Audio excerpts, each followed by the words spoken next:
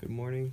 Today's video is going to be a little bit about my rabbit colony and why I eat rabbits and the morals behind it and a lot of what's wrong with our food system today. So first of all, I just want to kind of list off some health benefits and some facts about rabbit meat. So these are my meat rabbits that I actually raise for meat consumption. I also tan the hides and the rest go to the chickens, which sound pretty cruel, but it's like a circle of life and nothing is wasted because I respect these animals and I love animals. So rabbit meat has some of the highest percent of protein per gram of any animal meat. It's the least amount of fat, cholesterol, and sodium, making rabbit meat a very healthy option for heart patients potentially, and it's high in calcium, phosphorus, iron. A lot of that you don't get in other types of meats. And rabbits, they're one of the most productive form of livestock. So rabbits can produce up to 6 pounds of meat on the same feed and same amount of water that a cow takes to produce only 1 pound of protein, or only 1 pound of meat.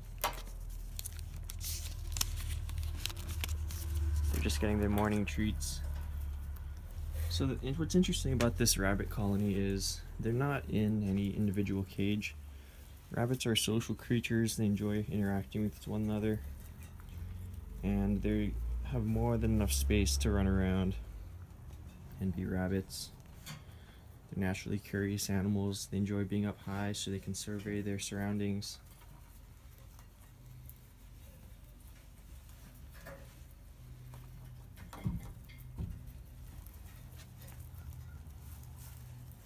One of them actually just kindled. I don't know if you can see them. Let me try and get a better look.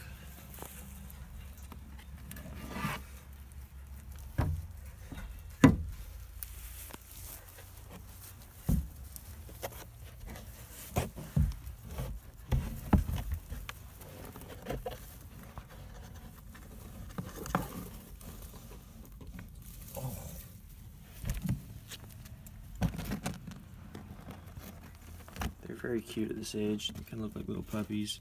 These are about 3.5 weeks old. Oh, now they're all trying to escape.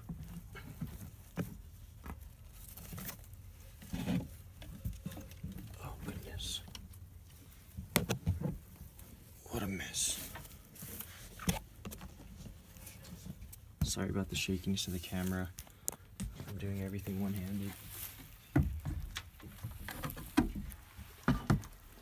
So these babies belong to Snooki. She's one of our main breeders. She's a giant chinchilla. We crossed her with our New Zealand / Californian buck over there. His name's Wallace. So I kind of wanted to touch on why I eat rabbits and the moral behind it, especially with the meat industry today and all the negative connotations it's been getting.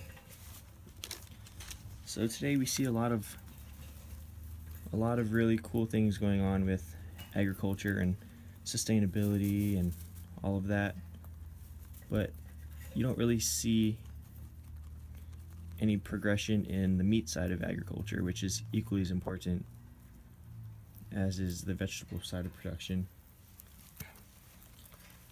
So whoever's thinking, how can you be eating a rabbit? That's cruel. That's brutal. I don't know how you can kill a pet. A lot of that is just, I think that's just how society's become so disconnected from our food system. Because if you eat meat, you should not be opposed to being able to kill an animal.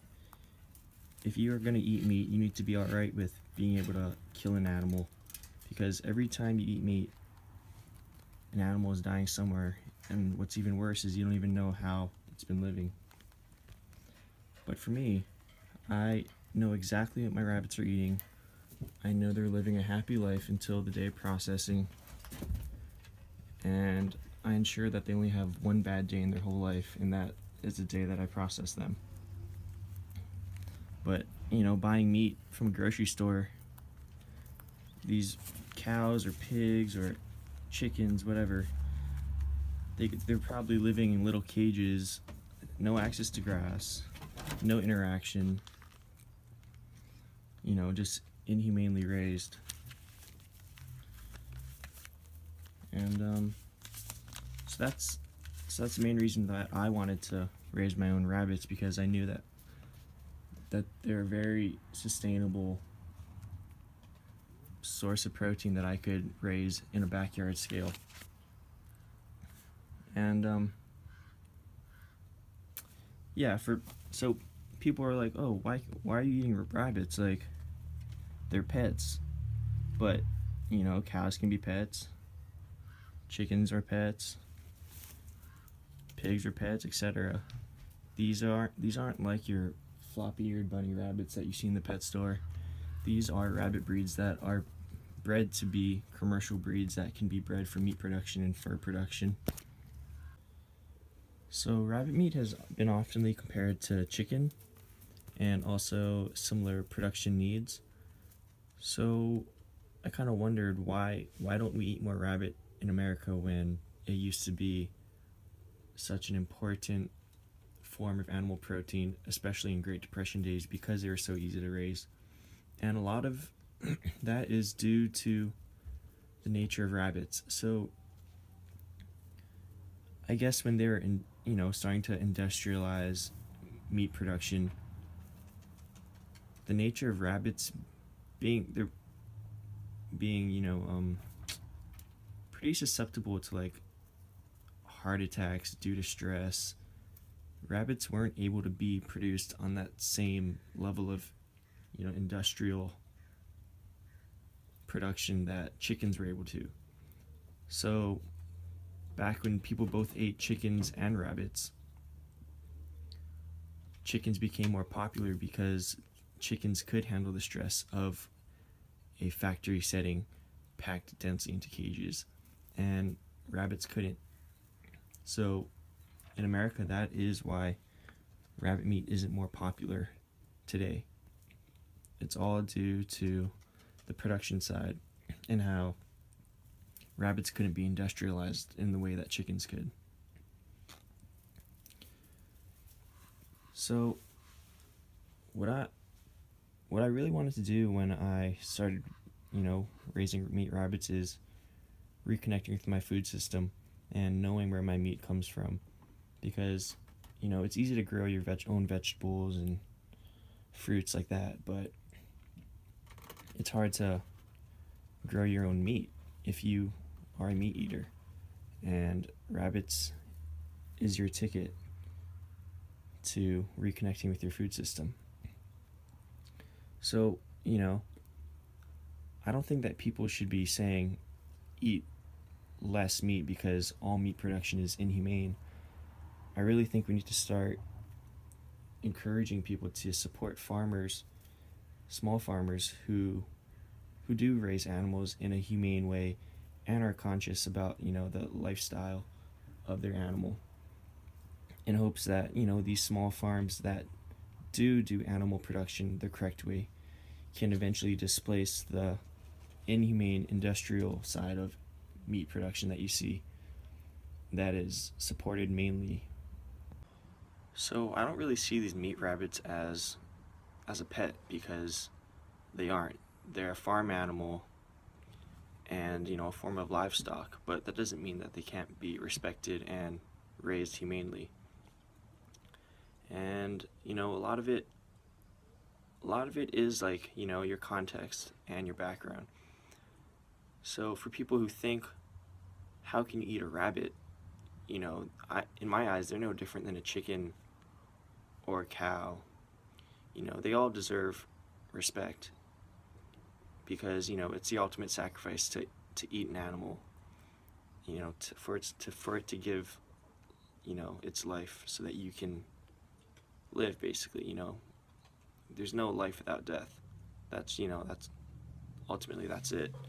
And you know, it's either you're killing the animal directly, you know, or you're supporting someone else that does it inhumanely, and you don't know how that animal's lived. And, you know, it's that same thing. In America, we think, how can we eat a rabbit? It's a pet. But, you know, in America, we eat cows. In India, you wouldn't even think about touching a cow and eating it, you know? So it's kind of your context and what you think is normal. So as a meat eater, you should be alright with the idea that every time you eat a piece of meat or purchase a piece of meat, an animal is dying somewhere, whether it be by your own hands or someone else's. And, you know, if you can't get past that idea that an animal is dying every time you eat meat, you know, maybe you should be vegetarian. You know, but even at that point, vegetarians and vegans and all that, something is dying for you to get your produce. You know, forests, you know, native habitats are being turned into agriculture, and eventually, you know, those species that have inhabited those areas, you know, they lost their habitat, you know, just so you could grow your soy or your beans and all that. But, you know, that's a little outreach, but you just kind of need to realize that for something to live, something must die. And that's just kind of where I'm at. I'm not saying like everything I'm saying is the ultimate truth, but it's just kind of where I'm at and where my thoughts are with life and death and animal production and agriculture. So the main takeaway that I wanted to get across from this video is kind of why I raise rabbits and the logic behind it, and where I'm at consciously about killing and eating animals. I also really want people to step back and kind of become more aware of their role in the food system, and just become, you know, just reconnect to the way it used to be, where people knew their farmer, they knew how their food was raised or how it was grown. And it does come down to your dollar. You know, every time you buy something, that's a vote with your dollar. So why not support farmers who are growing, raising meat, you know, vegetables humanely and sustainably? Because that's the only way we're gonna displace these industrial, unsustainable types of food production. So I know I'm not going to be convincing everyone to eat rabbit or be okay with the idea of animals dying by your hands or someone else's hands. But if you can't get across that idea, you know, that an animal is dying every time you eat meat, maybe you should be vegan or vegetarian. But overall, you know, just be more conscious about what kind of foods we're eating and what kind of businesses we want to support, because that's the only way we're going to change it. You know, we're only going to change a food system. You know, look at these rabbits. They have a good life. They're kicking it. Rabbits get to be rabbits, and that's all you ever want. So that's it. I know I probably didn't touch on everything, but it's what I could think of on the top of my head. If you guys have questions, let me know. Comment. I'm always willing to talk about what I'm doing here if anyone's interested in also raising rabbits or just looking at healthy options of meat or any agriculture questions. Just let me know. Have a good day.